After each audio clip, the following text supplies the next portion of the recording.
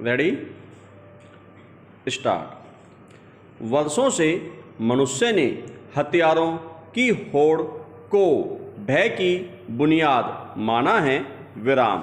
यूँ तो हथियार भय उत्पन्न करते हैं और इसी भय के कारण हम अधिक से अधिक संख्या में हथियार विकसित करते चले आ रहे हैं, लेकिन हथियारों का दोषी होना केवल हमारी आपकी दृष्टि में है, विराम। अगर हम हथियारों की दृष्टि से देखें तो वे अपने मालिक की आज्ञा का पालन करने के लिए विवश हैं और वह मालिक यानी मनुष्य खुद ही मनुष्य के भय का मूल कारण है, विराम। अब मुखौटा चाहे कुछ भी लगा ले, लेकिन सच्चाई यही है कि लगभग हर मनुष्य एक दौड़ में शामिल होकर बस भागता जा रहा है, विराम। धन की दौड़, यश की दौड़, भूमि की दौड़, दूसरे को अपना गुलाम बनाने की दौड़, विराम। अक्सर इस चक्रवाती दौड़ में मनुष्य का मनुष्य से टकराव भी होता रहा है, विराम। ऐसे में वह एक नई दौड़ में शामिल हो जाता है, हथियारों की दौड़, विराम। अब हथियारों को सोचने, बोलने और निर्णय लेने की शक्ति कहाँ? वे क्या किसी को भ्रष्ट करेंगे? वे तो केवल मनुष्य के भीतर छिपे भ्रष्टाचार और बर्बरता को प्रकट कर देते हैं, विराम। मनुष्य खुद अपनी महत्वाकांक्षाओं की पूर्ति के लिए तमाम हथकंडे तैयार करता है और हथियारों का दुरुपयोग करता चला जाता है, विराम। लेकिन इस भ्रष्ट बल के आधार पर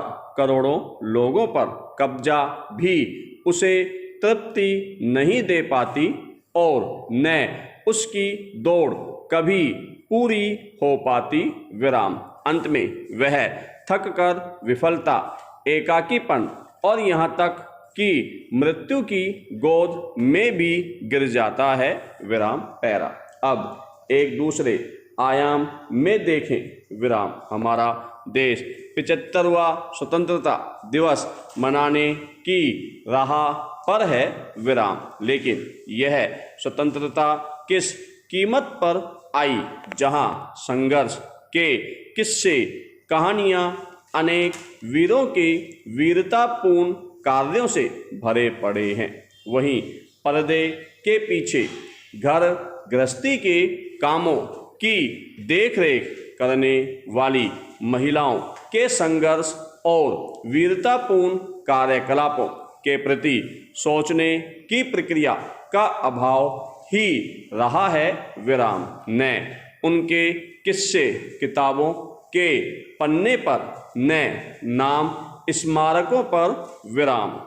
लेकिन आज भी कई घरों में पीढ़ियों से संरक्षित शस्त्र एक साक्ष्य के रूप में खड़े हैं, विराम। उन महिलाओं के साहस, गर्व और निस्वार्थ के चिन्ह के रूप में देखे जाते हैं और संघर्ष की एक अत्यंत दुखदायी घटना बताते हैं, विराम। पैरा। जब आज़ादी की उत्सुकता समय के साथ महज एक सत्ता और शक्ति की दौड़ बन गई थी, आदमी से आदमी का यह टकराव विद्वेष और बिखराव का बीज बोता चला गया, विराम। जहां स्वतंत्रता नई उम्मीद और उमंग का प्रतीक बनकर आई, वहीं विभाजन, अव्यवस्था और अशांति का, विराम। एक और हवाओं में जय हिंद और जय भारत के नारे गूंज रहे थे, तो दूसरी ओर लूटपाट, धोखाधड़ी, खून खराबा, अपहरण, उत्पीड़न और धार्मिक उन्माद का बाढ़ आ गया था। विराम। देखते ही देखते महिलाओं की हालत दयनीय हो चुकी थी। विराम।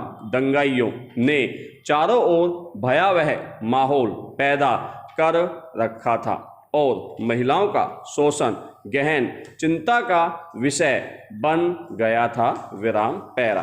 बहरहाल सीमा पार करना आवश्यक था। विराम। महिलाओं का कोठियों से निकलना अनिवार्य था। विराम। लेकिन घर के पुरुषों पर बोझ नहीं ताना जा सकता था। विराम। हर महिला के लिए अपनी जान की रक्षा करना खुद उसके ही हाथों में था। विराम। ऐसे में दो ही विकल्प थे।